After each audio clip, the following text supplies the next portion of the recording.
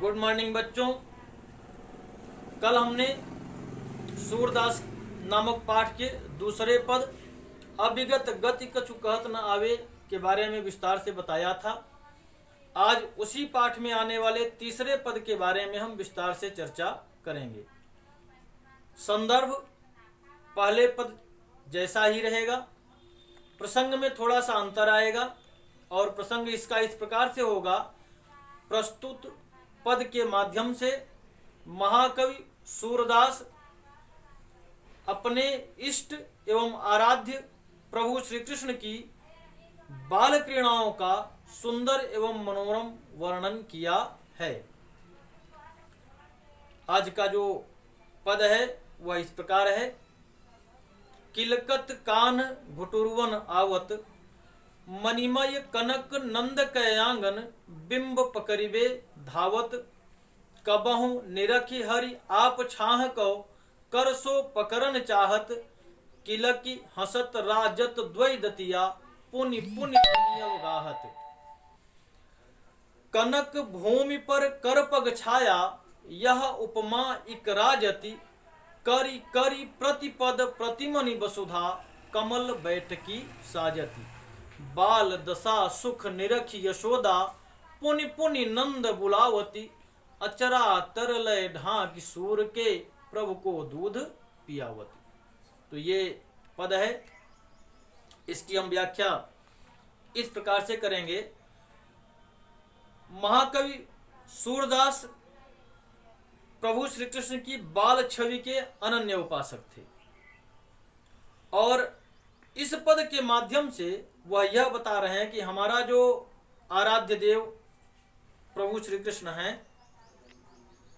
या नंद का वह जो बाल गोपाल है, अब वह घुटनों के बगल किलकारी मारकर चलता हुआ दिखाई दे रहा है। किलकत कान घुटुरवन आवत, तात्पर्य यह है अब जो कान्हा है वह जो कृष्ण है, अब वह कृष्ण घुटनों के बल नंद के आंगन में किलकारी मारकर चलता हुआ दिखाई दे रहा है। नंद के द्वारा निर्मित जो भवन थे वह स्वर्णिम मणियों से बने हुए थे और उनमें चलने वाले व्यक्ति का प्रतिबिंब अर्थात परछाई दिखाई देती थी। तो कृष्ण भी जब उन मणिजटित फर्शों पर घुटनों के बगल चलते हैं तो अपनी परछाई को देखकर बार बार वह उसी परछाई को पकड़ने के लिए इधर उधर भागते हैं। कभी कभी प्रभु श्री कृष्ण अपनी ही परछाई को अपने हाथ से पकड़ना चाहते हैं, तो कभी कभी वे अपनी परछाई को देखकर हंसने लगते हैं और जब वो हंसने लगते हैं तो उनके आगे के निकले हुए जो दो दांत हैं वह उनके मुखमंडल पर अत्यधिक सुशोभित होते हैं और एक अलग प्रकार की सुंदरता को दर्शाते हैं।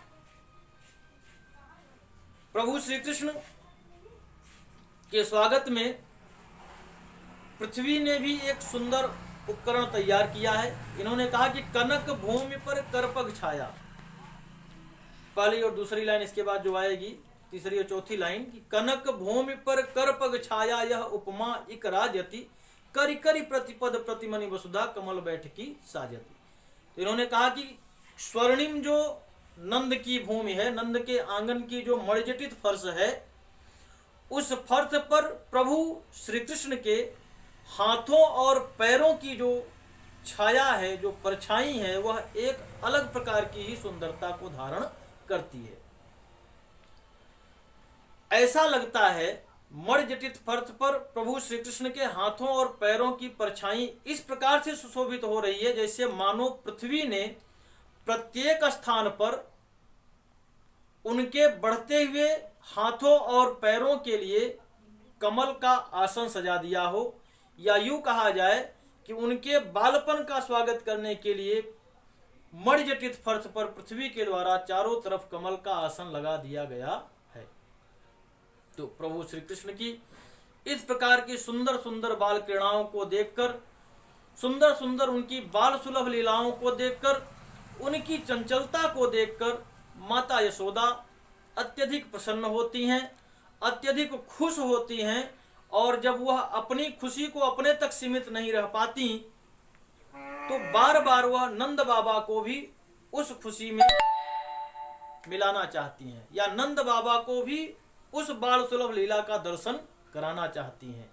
और जब प्रेम में अत्यधिक विभोर हो जाती हैं, उनका ममत्व जब अपने चरम पर होता है, तो सूरदास जी कह रहे हैं कि वह उस नन्हे सांवले सलोने श्री कृष्ण को अपने आंचल के नीचे छुपाकर ममता के विवश होकर बार बार उसे दूध पिलाने लगती हैं। तो इस प्रकार से प्रभु श्री कृष्ण की सुंदर बाल लीला का वर्णन इस पद में किया गया है। प्रस्तुत पद में ब्रज भाषा का प्रयोग है, शैली मुक्तक है, गुण प्रसाद एवं माधुर्य है, छंद पद है और शब्द शक्ति लक्षणा है। करि करि प्रतिपद, इनमें अनुप्रास अलंकार का सुंदर प्रयोग किया गया है। और कमल बैठकी साजत और कनक भूमि पर कर पग छाया, इसमें उपमान और उपमेय की समानता दिखाई गई है, इसलिए इसमें उपमा अलंकार है। तो हम आशा करते हैं यह वीडियो आप लोगों को अच्छी तरह से समझ में आया होगा, और इसके आधार पर इस पद को आप अच्छी तरह से तैयार करके अपनी नोटबुक में लिख लेंगे। धन्यवाद।